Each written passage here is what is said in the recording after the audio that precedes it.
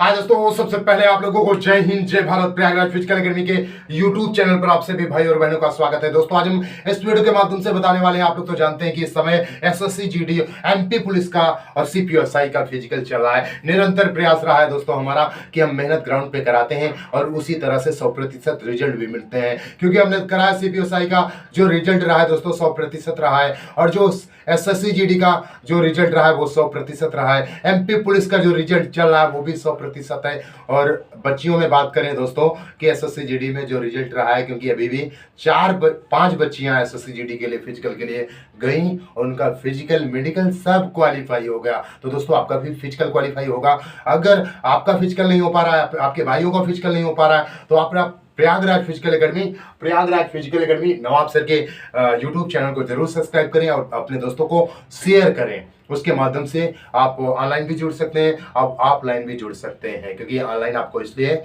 कि आप जो चीज़ें आपकी नहीं हो पा रही हैं आप ऑनलाइन माध्यम से आप देख सकते हैं, कर सकते हैं, और ऑफलाइन आप करके अपने ट्रेनिंग को और सफल बनाएं और शानदार बनाएं। तो दोस्तों मैं आपसे यही कहना चाहता हूं, अगर आपका फिजिकल नहीं हो रहा है तो प्रयागराज फिजिकल एकेडमी को जरूर ज्वाइन करें। और इसी बीच में मैं दोस्तों बुलाने वाला हूं मोहम्मद शरीफ, जो हमारे यहाँ के स्टूडेंट हैं, और वो बताएंगे आपको किस तरह से यहाँ का जो एटमॉस्फेयर है, जो रवैया है, हमारा जो ट्रेनिंग कराने का जो रवैया है वो कैसा है। और दोस्तों हमेशा बोलना चाहते हैं कि हमने 4 लाइनें आप लोगों के लिए लिखी है कि आप अपना स्टेटस बना के रखें, अपना लेबल बना के रखें। जमीर जिंदा रख, कबीर जिंदा रख, सुल्तान भी बन जाए तो दिल में फकीर जिंदा रख। सुल्तान भी बन जाए तो दिल में फकीर जिंदा रख। हौसले की तरकस में वो तीर जिंदा रख। हार जा चाहे जिंदगी में सब कुछ, हार जा चाहे जिंदगी में सब कुछ, मगर फिर से जीतने की उम्मीद जिंदा रख। तो आपको उम्मीद जिंदा रखना है। और आपके सामने मोहम्मद शरीफ आएंगे, मोहम्मद शरीफ कुछ बताएंगे। आ जाइए मोहम्मद शरीफ। हेलो दोस्तों, वंदे मातरम। और सबसे पहले तो हम सर को बहुत धन्यवाद देना चाहेंगे कि सर ने उस काबिल हमें समझा कि आप लोगों के सामने मैं यहाँ पे उपस्थित हो पाया। मैं एक अंदर से जो खुशी मिलनी चाहिए एक एकेडमी के ज्वाइन करने के बाद, वो शायद एक अलग ही मिलता है, अलग ही अंदर से एक खुशी आता है। और ऐसा भी नहीं है कि एकेडमी को ज्वाइन करने के बाद कुछ ऐसा कि एक भौकाल टाइप में बना है, ऐसा कुछ नहीं है। एक फैमिली जो होती है, जो घर का माहौल होता है, उस घर के माहौल की तरह हम लोग यहाँ पे फिजिकल करते हैं। और जो बहनें होती हैं वो बहनें एक सेफ जोन में हैं। उन बहनों का एक अलग से ध्यान रखा जाता है कि किस बहन को किस तकलीफ़ है, क्या तकलीफ़ है। सर इस चीज़ को बहुत ज़्यादा देखभाल करते हैं कि किस बहन को कोई दिक्कत ना हो। लड़की गर्ल्स अगर कर रही है तो सेफ जोन में है। हमारे भाई उनको कुछ प्रॉब्लम है, खास करके मनी को लेकर के बहुत प्रॉब्लम रहता है। मैं भी जब आया था एकेडमी में तो खास करके पैसे को लेकर के बहुत प्रॉब्लम थी। तो मैंने सर को अपनी दिक्कतें, समस्याएं, तकलीफ़ें बताई कि सर ऐसी ऐसी बातें हैं।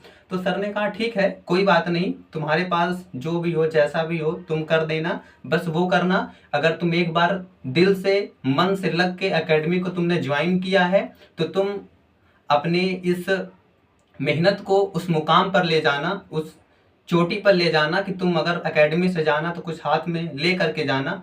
और सर का बस यही मोटिव रहता है कि बच्चे आएँ, मेहनत करें, कंटिन्यूटी के साथ में करें और प्लस अपना एफर्ट भी लगाएं। मैंने और भी एकेडमी में देखा है, मैं किया भी हूँ। उस एकेडमी में का और सर के एकेडमी का मैंने ये डिफरेंस देखा है कि चीज़ों को करना, करवाना वो अलग चीज़ है। सर का क्या है, मैं सर का बता रहा हूँ, ऐसा नहीं कि सर हमारे पास में खड़े हैं तो सर का मैं गुणगान कर रहा हूँ, ऐसा कुछ नहीं है। क्या है, सर ने वर्कआउट करवाया, रिलैक्स हुआ, स्ट्रेचिंग हुआ।